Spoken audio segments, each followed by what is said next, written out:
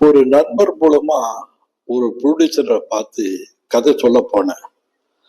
அந்த ப்ரொடியூசர் ரொம்ப பிஸியா இருந்தாரு.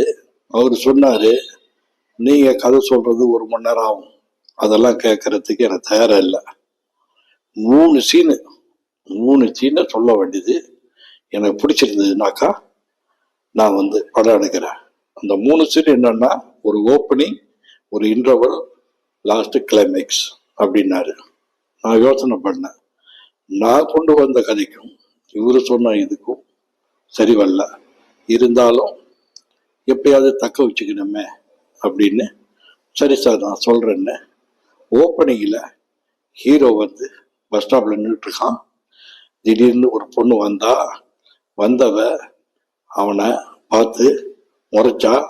பக்கத்துல கன்னத்துல பலார் பலார்னு அரைஞ்சா.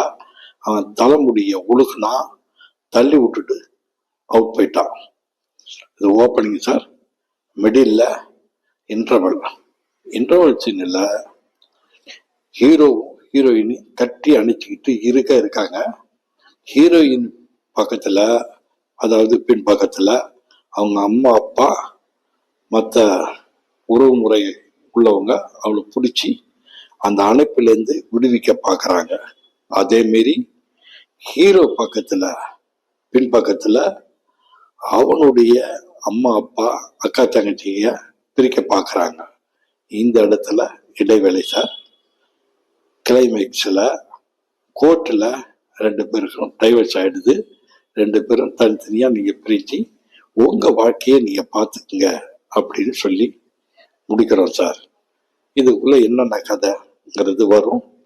ஃபர்ஸ்ட் ஹாப்ல 3 சாங்கு, செகண்ட் ஹாப்ல 3 சாங்கு, ஃபர்ஸ்ட் ஹாப்ல ஒரு ஃபைட்டு, செகண்ட் ஹாப்ல ஒரு ஃபைட்டு அப்படின்னா ஓகே. இப்போ அப்படின்னு யோசனை பண்ணாரு ப்ரொடியூசர். யோசனை பண்ணிட்டு, இப்படி பண்ணுங்க, அதாவது ஓப்பனிங்ல ஃபர்ஸ்ட் லாஸ்ட்ல சொன்னீங்க கிளைமேக்ஸ், அதை வைங்க. கோர்ட்டில் ஹீரோ ஹீரோயினுக்கு டைவர்ஸ் கொடுத்தாச்சு. 2 பேரும் தனித்தனியா போறாங்க. ஆச்சா. அடுத்தது இன்டர்வல் பிளாக்ல அவன் அதுல அதாவது பஸ் ஸ்டாப்ல நின்றுட்டு இருக்கான். அங்க ஹீரோயின் அவனை அடிச்சுட்டு உதைச்சிட்டு அவனை தள்ளி விட்டுட்டு போயிடுறான். கிளைமேக்ஸில் ஹீரோயின் கட்டி அணைச்சிட்டு இருக்கும்போது, நீங்க சொன்ன மாதிரி ஹீரோ பக்கத்துல அவங்களுடைய அப்பா அம்மா, ஹீரோயின் பக்கத்துல இவளுடைய அப்பா அம்மா அவங்கள பிரிக்க முயற்சி பண்றாங்க. இதே மாரி கட்டி அணைச்ச மாரி இருக்காங்க. இங்க வணக்கம் அப்படின்னு போட்டு விட்டுருங்க, கதை நல்லா இருக்குன்னாரு. சூப்பரா இருக்கு சார் அப்படின்னு யோசனை பண்ணேன்.